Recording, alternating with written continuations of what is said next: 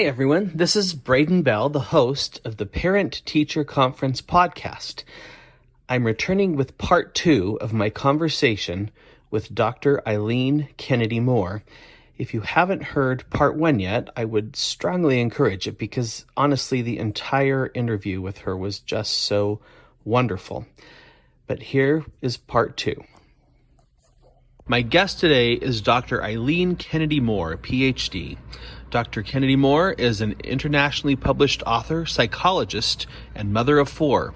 Her newest book is Growing Feelings, a kid's guide to dealing with emotions about friends and other kids. She's also the co-author or author of 4 books for parents: Kid Confidence, Smart Parenting for Smart Kids, What's My Child Thinking, and The Unwritten Rules of Friendship. Her books have been translated into 10 languages, and she is also a professor for the Great Courses Wondrium audio-video series, Raising Emotionally and Socially Healthy Kids. Dr. Kennedy-Moore is the creator of the Kids Ask Dr. Friend-tastic podcast, where she answers questions from children about making and keeping friends. She also offers gentle, practical, and research-based help for parents and kids through her online courses at Open Door for Parents. Her blog, Growing Friendships, on Psychology Today has over 4.9 million views. A trusted expert on parenting and child development, Dr. Kennedy-Moore has been featured guest on Live with Kelly and Ryan, The Today Show, and Good Day Philadelphia, as well as dozens of major radio shows and podcasts. She's been interviewed and quoted in numerous newspapers and magazines, including the New York Times, the Washington Post, the Chicago Tribune, Real Simple, Working Mother, and CNN.com. I first became acquainted with Dr. Eileen when I was working on a piece for the Washington Post several years ago. The piece was titled, Not All Unkindness is Bullying. Here's Why That Matters and How to Tell a Difference.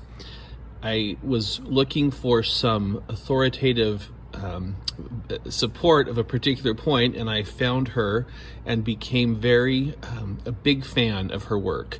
She talks clearly with compassion, and she is able to talk about complicated situations and ideas in very easy to understand terms.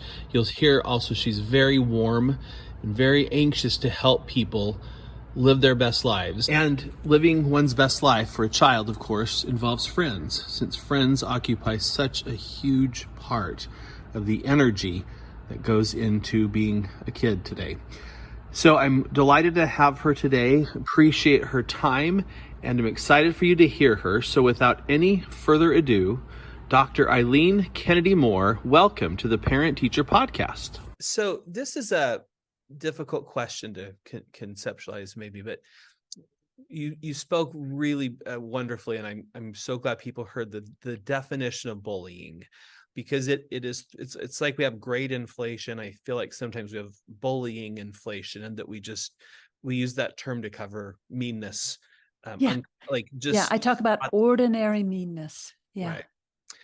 Which I'm not defending or advocating. Yes, to be clear. It happens. Yeah.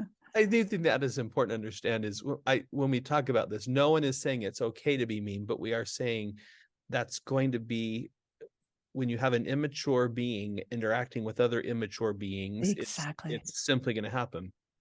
Yeah. Bullying is never deserved. We don't talk about, as we try to intervene, we don't. We always want to avoid any kind of blaming of the person who was bullied. But as we talk about just these kind of ordinary, pretty normal garden variety social problems, do you find that many times when there's a problem that there's a dance? It's a two-way problem, or how often do you find that it really is just one kid that's completely causing another kid pain versus it all started when she kicked me back kind of idea? I mean, that's hard to answer. I don't have any definitive data about that. It's good if we can find a two-way street, because that gives us some options of things that our kid can do. So that is very, very useful. What I find in bullying cases is it's often a group picking on one. And then they're kind of caught up in the group dynamic. And let's face it, with kids, I would say, especially middle schoolers, their empathy is not fully developed and they're experimenting with social power. Again, I'm not saying this is a good thing, but this developmentally, that's just where they are. To understand that, yeah. Right. Another thing that I find a lot is that kids will stick with a not so kind friend or a not so kind group because they feel like they have no other options. And this is another thing that parents can really help with. I often ask kids questions about how do you feel when you're with them? That's like the main question. If you were upset about something, how would they react? Do you feel like you can be your real self with them, or do you feel like you have to hide or pretend? Like, these are questions that about intimacy that kids need to start thinking about in the middle school and teen years, especially. But even with the younger ones, that how do you feel when you're with them is such an important question. And then we have to give them other options. It can be enormously comforting for kids to be able to tell themselves, my real friends are on the swim team. So I am a huge advocate in having multiple groups for children, just so that they have options. Again, think with your child about what do they enjoy doing or what would they like to learn that they could do with other kids. Kids make friends by doing fun things together. I like volunteer activities because it skews for nice kids. So, that's true. That's a great point. You're going to more likely to find a kind person doing the volunteer activities. Not always, but no, that's a very interesting point, though. You could probably shop a little bit. I mean, yeah, that's a great point. Maybe if you can find a nature club, they'll be very nurturing. Who knows? Right, exactly. But let's as a parent, use your deep knowledge about your child to try to help them find their thing or find a thing or their tribe, their group where they feel comfortable. Like my son, when he was growing up, he's tall and thin and uncoordinated. That's my fault genetically. But he's also got a very high pain tolerance. And I ended up throwing him into crew. Well, I gave him two choices. Do you want to do crew or taekwondo? And he went with crew, which is rowing. And he ended up doing it all the way through college. And that was his band of brothers. So like, I didn't know that was going to take, but I looked at my kid and thought, it's a single movement. So you repeat again and again, there are no balls coming at you. So there was a possibility there, and it took. I want to just pause on what you said, if we may, and just emphasize it, that parents should use their deep knowledge of their child. We so often want to focus on the other child, but we don't have a deep knowledge of them. So we really should leverage what we bring, which is no one can replace, which is that deep knowledge of our child. That's a beautiful, I love that. That's a beautiful phrase. In my practice, I often tell parents, you are the expert on your kid and your family. And I say this in every one of my books, and we're up to 9 now. But I believe that, because whatever advice you receive or read or see, you want to be weighing it against, does this make sense for my kid? And of course, as the kids get older, they have a stronger sense of themselves, and we have to defer to their knowledge. But nobody has logged as many years with your kid as you have. The other thing, though, that's important to think about as parents, as human beings, we tend to assume my kid is just like me. And that's just human nature. So while we want to observe and we want to respect our deep knowledge, we also have to be open to the possibility that they are different from us. And that's really one of the miracles of children, right? That they're not me, they're not my spouse, they're their own little person. And we can be we can be open and eager to discover that. Let's segue. You mentioned your 9 books. Let's talk about your books, if we may. Listeners, before we do though, I'm going to share something I've been learning from Dr. Eileen, ways to think about all this. I think one of the great things that we can take comfort in is she keeps kind of rooting all of these things as part of life's journey.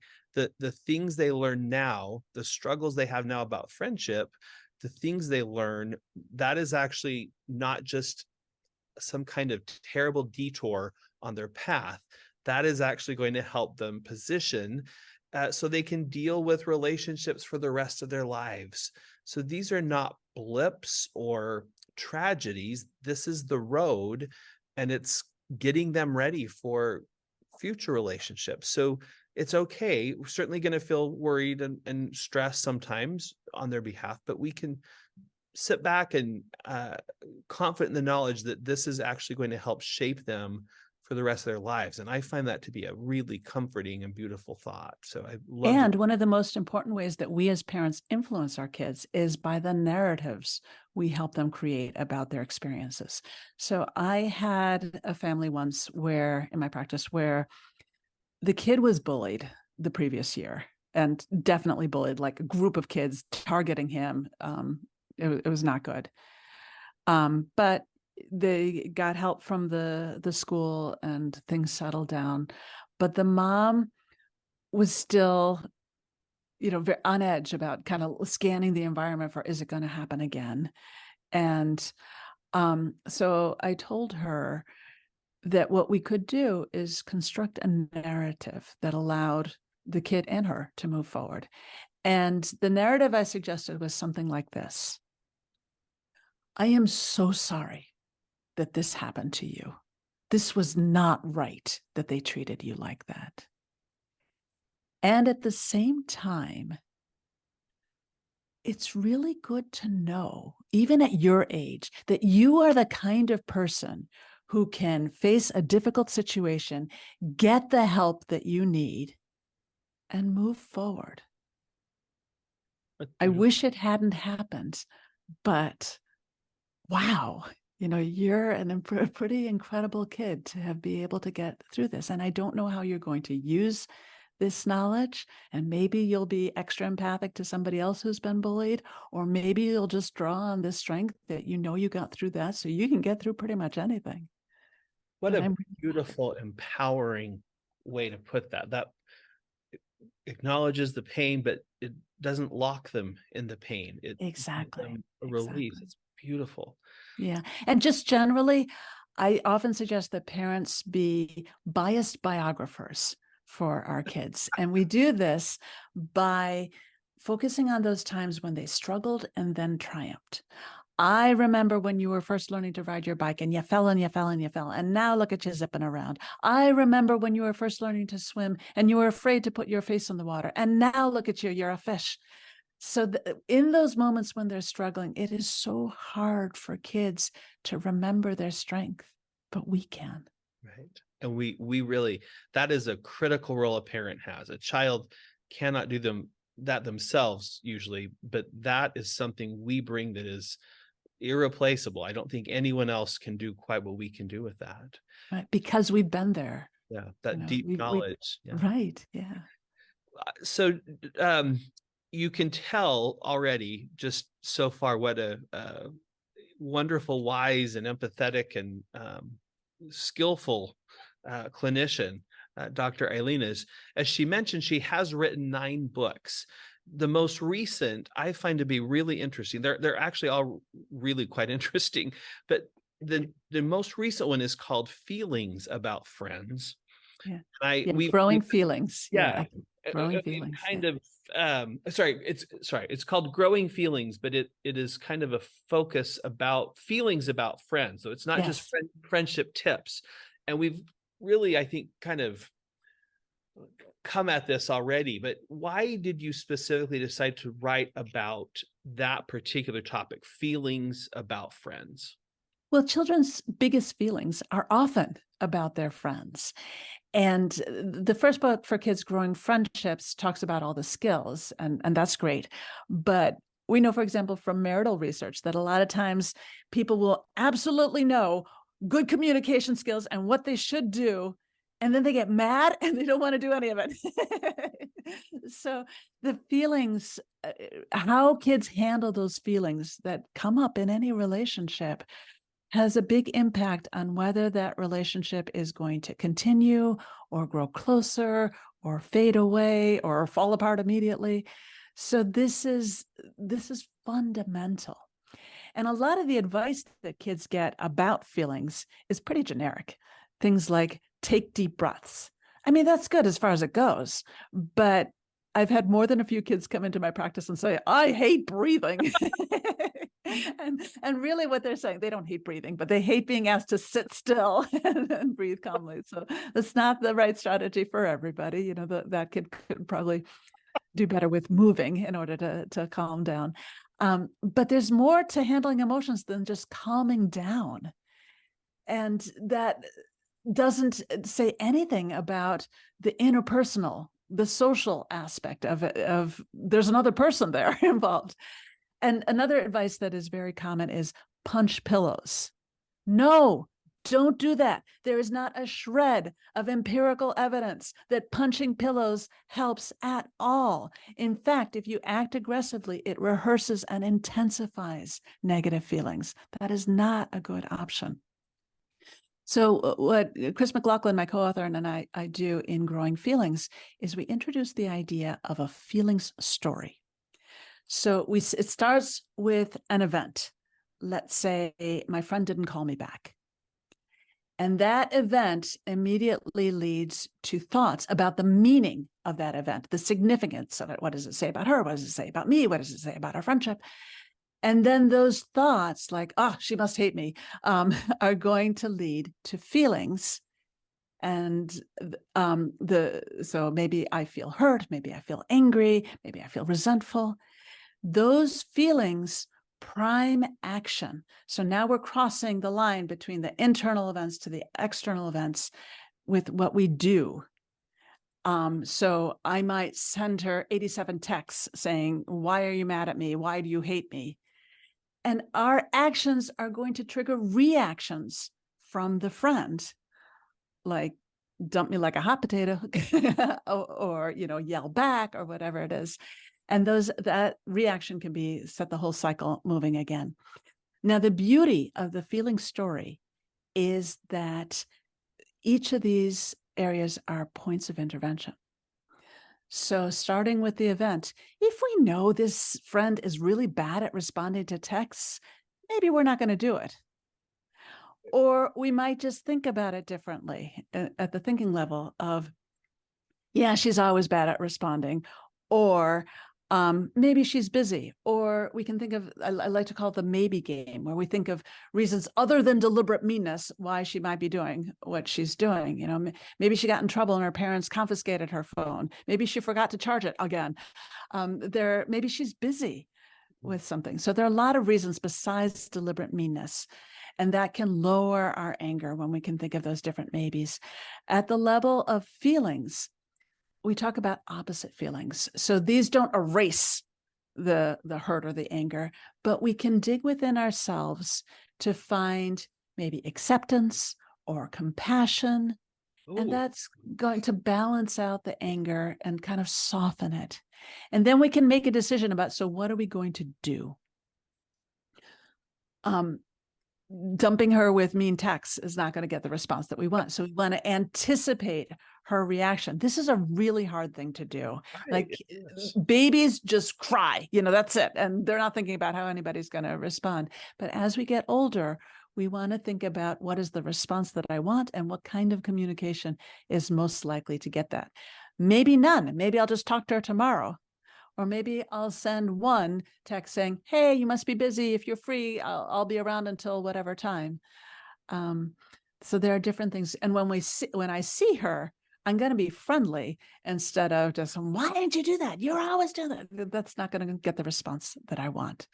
So this is empowering for kids. Very. If they see there are so many different places where they can learn to manage their feelings. And not making the problem worse. I mean, Yes. it helps develop self-control and more self-awareness. It also interrupts just making this immediate situation worse. That's Yeah. brilliant. I Yeah. love. And we have to understand that feelings are not things to be gotten rid of. They're a source of information about ourselves and our environment. I think of them kind of like smells. They can be mild or intense, pleasant or unpleasant. I'm just going to notice it, and then I'm going to make a decision about what I do with it. Maybe nothing, or maybe I'll take action. Yeah, That's a really, really wonderful analogy too. That puts us in gives us a great deal more power to choose our reactions because we're spending less time and energy thinking about what we feel. I really like that. I have a smell. It's a right. wonderful. And we don't need to be thinking about, oh, I have to let my feelings out or I'm going to burst.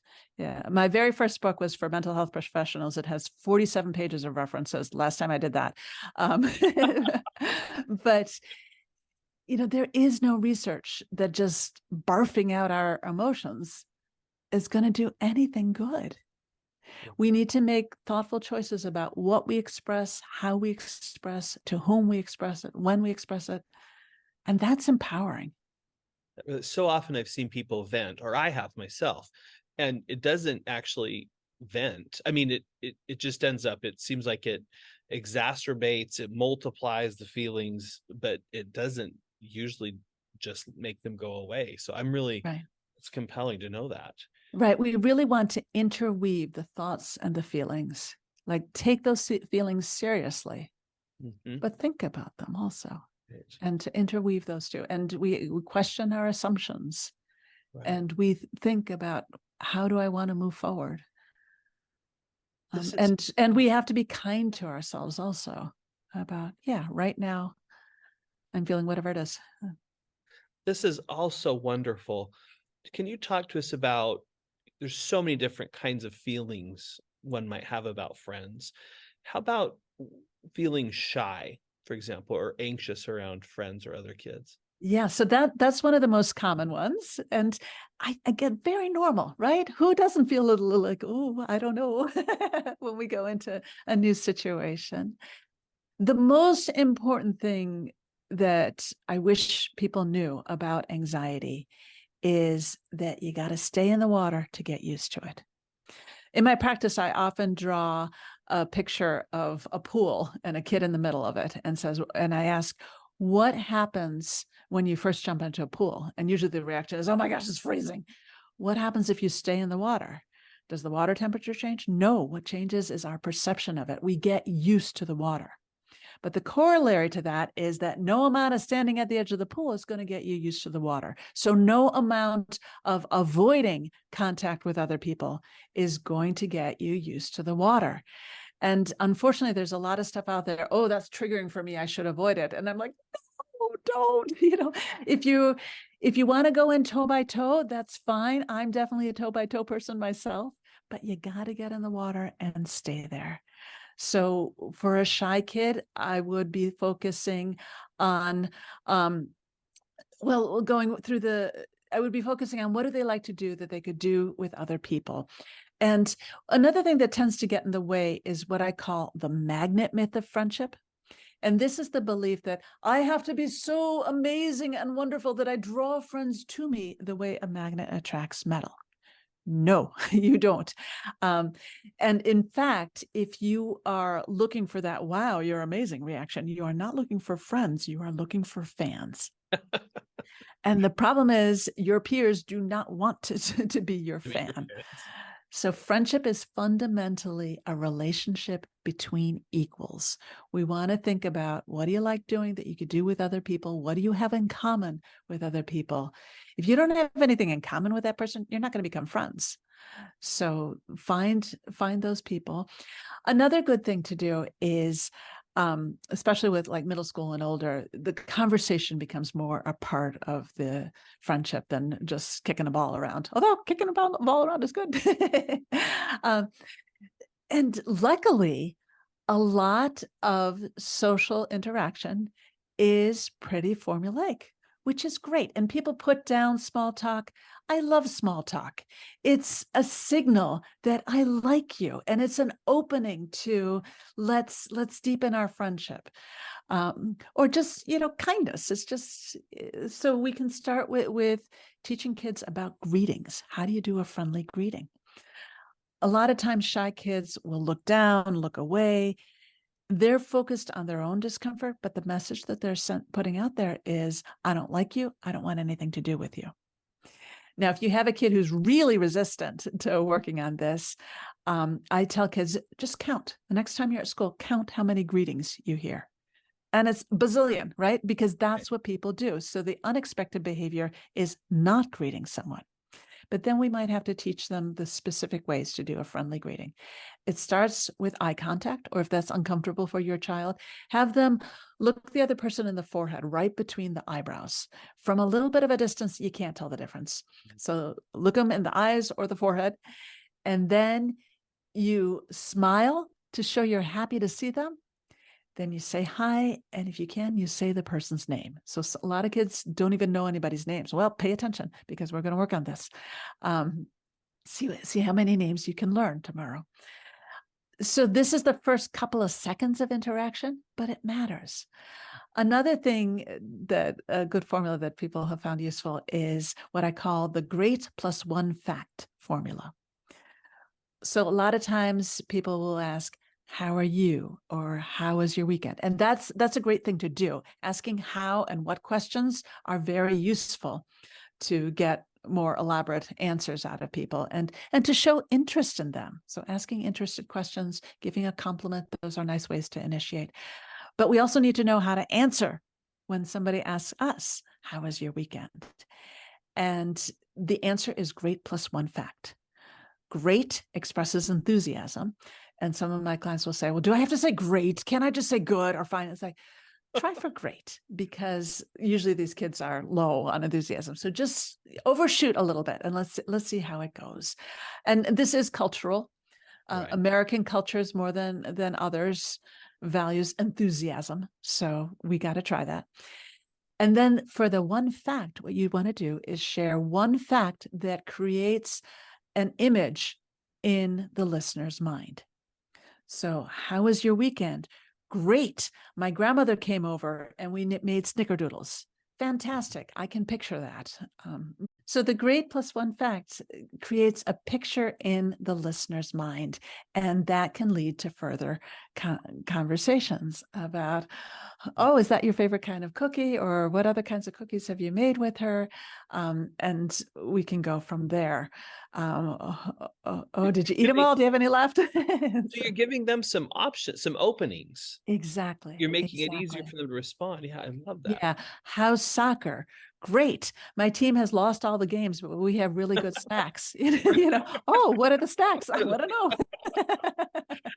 This is wonderful. This is really helpful, just beautiful, practical, moment by moment, tactical things a child can do, and so much more helpful than saying, well, just try to be friendly or try to be interested. This is wonderful because it gives them some really specific things to work on. And they're options, right? So none of this is, you must do this at all times. In Growing Friendships, we talk about 5 skills: reaching out to make friends, stepping back to keep friends, blending in to join friends, speaking up to share with friends, and letting go to accept friends. Now, notice that some of those are opposites. Mm-hmm. That's because friendship skills are never about just doing one thing. We need to flexibly adjust our behavior to fit the situation, to fit our goals.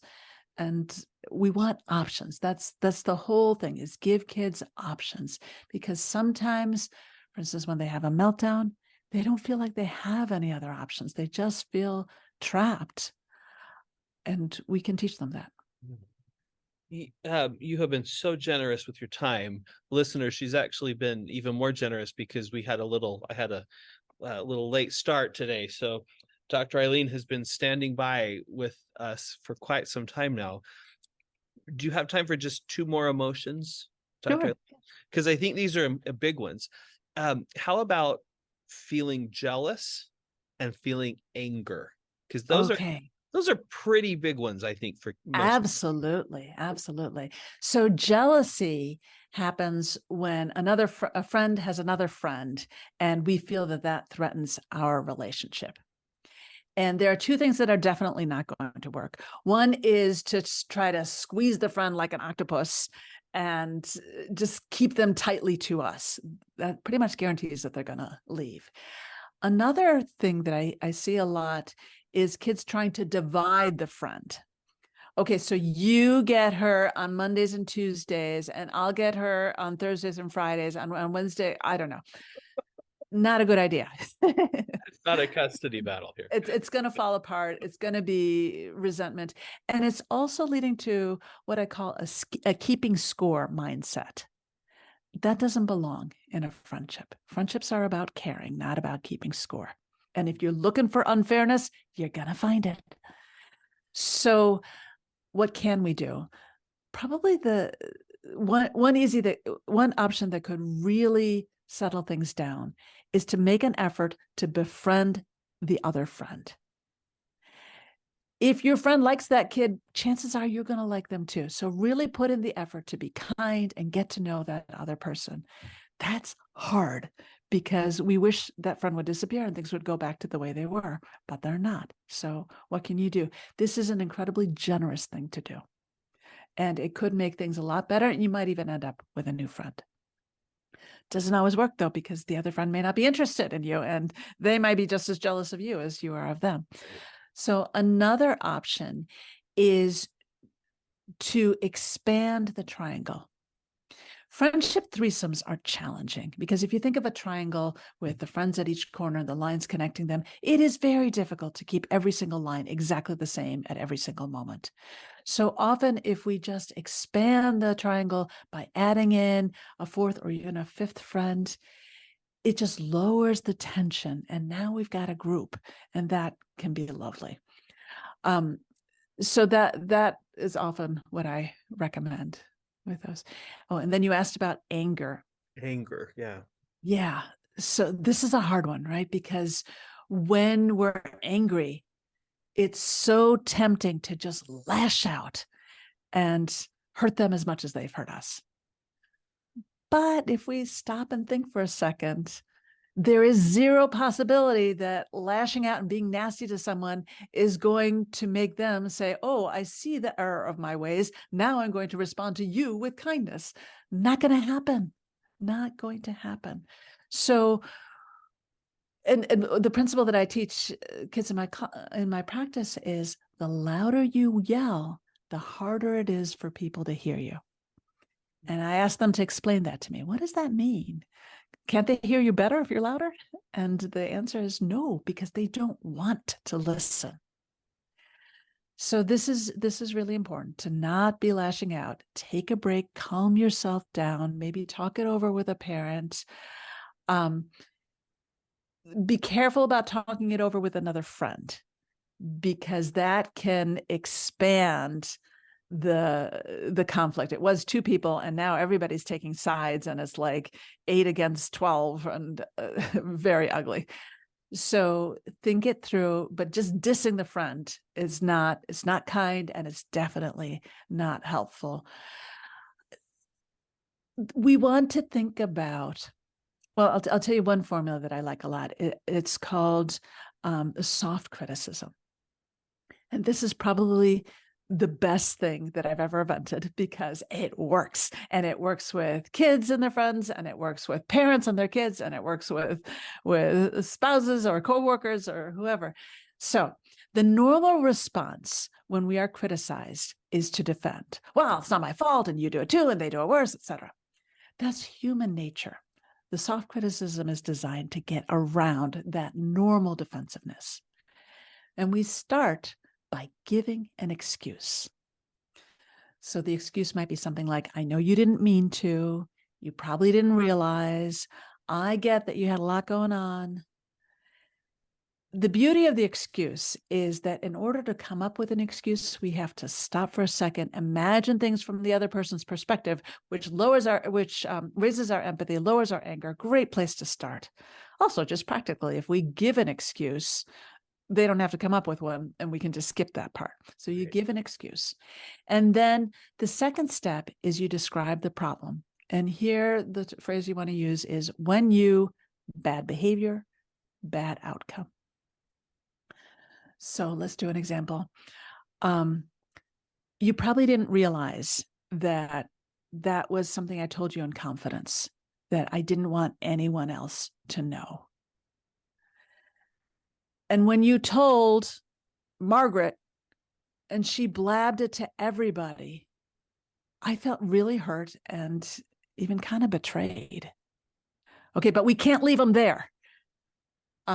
So we have to move on to the third step, which is, moving on. So we might ask them for something and say, from now on, could you please? Mm. Or if you're doing it as a parent, you might say, what could you do to make her feel better? But again, this is about continuing the friendship. We want to move forward. So think about, what is it that you would like the friend to do now? And maybe you just say, I really need to hear that you understand and you're sorry and you won't do it again. But we have to give them a path forward. Just blasting them, that's nothing. It's mean, Right. and it's friendship ending. Right. A lot of times I hear that from kids that they argue a lot with their friends, and they go, oh, me and my friend, we argue all the time. Well, then your friendship is at risk, because if there's too much conflict, a friendship is not going to survive. So we have to remember that if you think of like a bag of marbles, every kind act, every time we have fun together, that's like adding a marble to the bag. But every mean act, that's like ripping out the seam, and all the marbles drain out really quickly. So they are not equal, the positives and the negatives. The positives have to way outweigh the negatives. So when we're having a conflict with a friend, we have a couple of options. One is that we could try to talk things out and reach a compromise. Another is we could ask for what we want using the soft criticism. Another option is we could give in graciously, or just accept, this is the way my friend is, and it's annoying, but the friendship, the good parts of our friendship outweigh that. Yeah. But the idea of giving in graciously when there's a conflict is not something that will occur naturally to most children. But what a gift. It is. And I'm not saying we have to do this all the time, but let's say we're both arguing for something and you want to do it this way. I can look at you and say, okay, we can do it your way. Right. And I can say in my head, even though I know my way is better. But it's a generous thing to do. Not all the time, not if it's going to be hurtful to you. Right. And sometimes we do stand up and say, well, we did it your way last time and the time before. This time I really want to do it my way. And that's, speaking up, using I voices, not I messages rather than you messages, leaving out the always and the never, and just talking about moving forward. So we have a lot of options here. There's but none of it involves punching pillows. Right. Pillows aren't even available most of the time. Definitely not at school, and I don't want them kicking lockers either. So yeah. And we also need to talk about forgiveness guidelines. So I know kids who collect grievances like beads on a string, and they can tell you every mean thing everybody has ever done to them for the last 5 years. Not helpful. Really not helpful. I had a kid once in my practice where the mom was there and he was there and I was there, and we were trying to think of who he could reach out to build up his friendships. And the mom said, well, how about the kid down the road? And the kid responded, nuh-uh, because 2 years ago in travel basketball, he never passed the ball. That was 2 years ago. Do you think the other kid remembers this? Absolutely not. So Chris and I have some forgiveness guidelines that we offer to kids. And there are things like, if it only happened once and it's never likely to happen again, let it go. If the person is genuinely sorry, let it go. If it happened more than a month ago, definitely let it go. And that's part of being a good friend. Right. At any age. Yeah. Yeah.